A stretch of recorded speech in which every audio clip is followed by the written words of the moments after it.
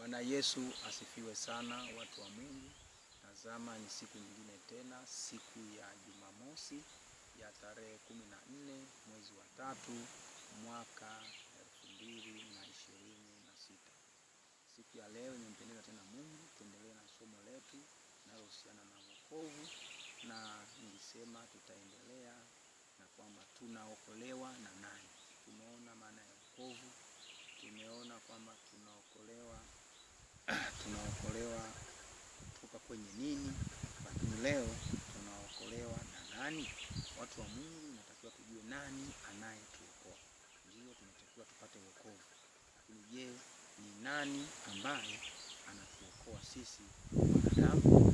Kabla ya kujua nani anayetuokoa, naomba na tuombe.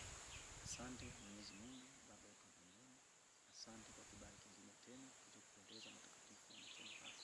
Tunasema asante kwa rehema zako na huruma zako kuu ambazo unaendelea kutuhurumia sisi wanadamu, si kwa nguvu zetu na si kwa mapenzi yetu. Tuliona siku hii tena, siku ya Jumamosi ya tarehe 14 mwezi wa 3 ya mwaka 2026, bali kwa neema yako Mungu tuendelee kutufundisha wewe. Sisi kwa tuwezi na kuhitaji maelekezo makuu kutoka kwako. Naomba Mungu ukatangulie na kutubariki ili mwana wako kuwezesha kufikia wale ambao Mungu umeweza kuwasudia kuzipata. Nikiomba na kuamini katika haya yote, amen. Kama ilivyo ada, na tuimbe wimbo wa tenzi ya rohoni kidogo, wimbo namba 58 unaosema mwamba wenye imara. Karibuni sana.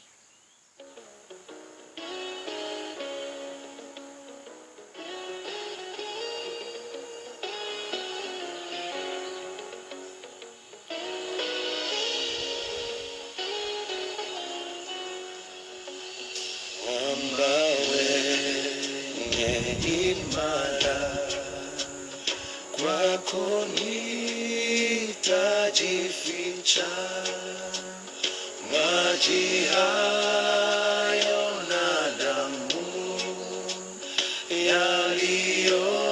yaliyotoka humu hunisafi na dhambi, hunifanya mshindi.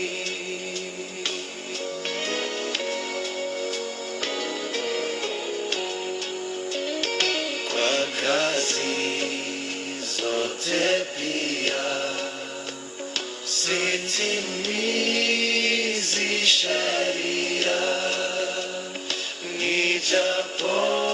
nijapofanya bidii, nikilia na kudhii, hayaishi makosa. Ndiwe wa kuokoa, Mwamba wenye imara,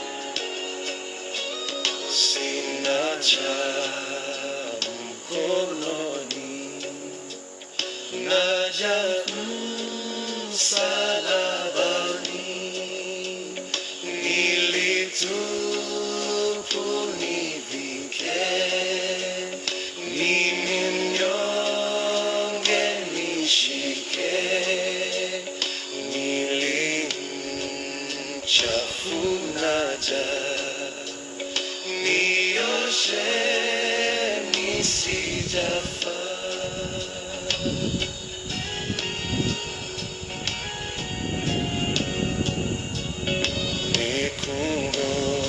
Nikungojapo chini na kwenda kaburini, nipapo mbinguni na kukuona enzini, roho yangu na iwe ndani mwako wewe.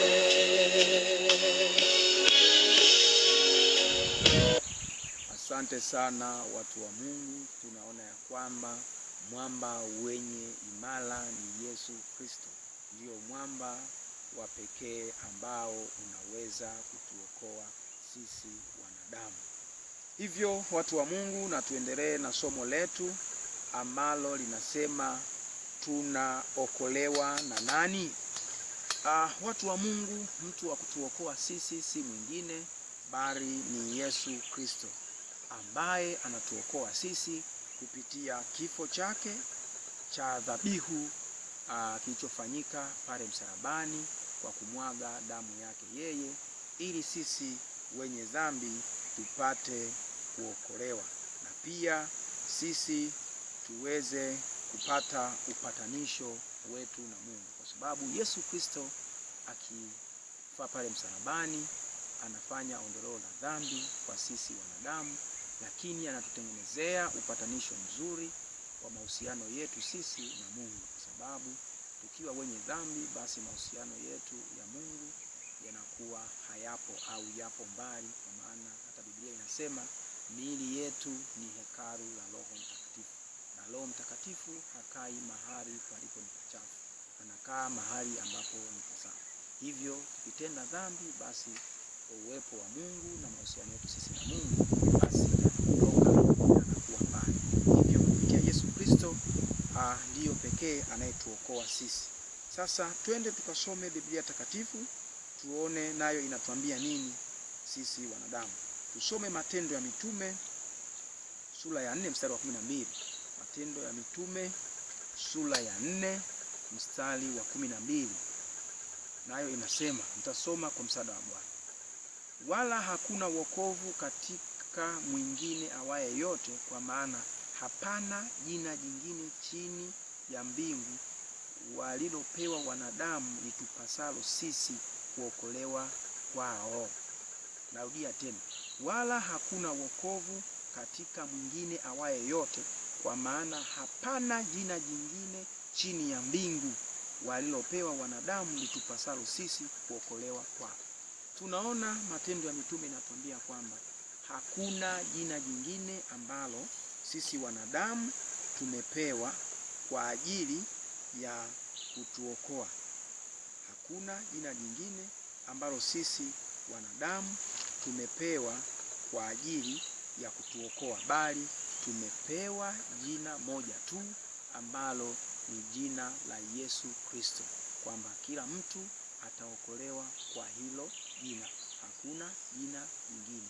Ndio maana kwa neema yake, kama tulisoma hapo awali, Mungu aliupenda ulimwengu na akamtoa mwana wake wa pekee Yesu Kristo, ili wote waaminio wasipotee, bali wawe na uzima wa milele. Uzima unapatikana kwake Yesu Kristo, wala si kwa mtu mwingine. Na nani anayetuokoa? Anayetuokoa sisi ni Yesu Kristo peke yake. Lakini pia tuone katika Warumi, kitabu kilichoandikwa na Warumi 5 mstari wa 9.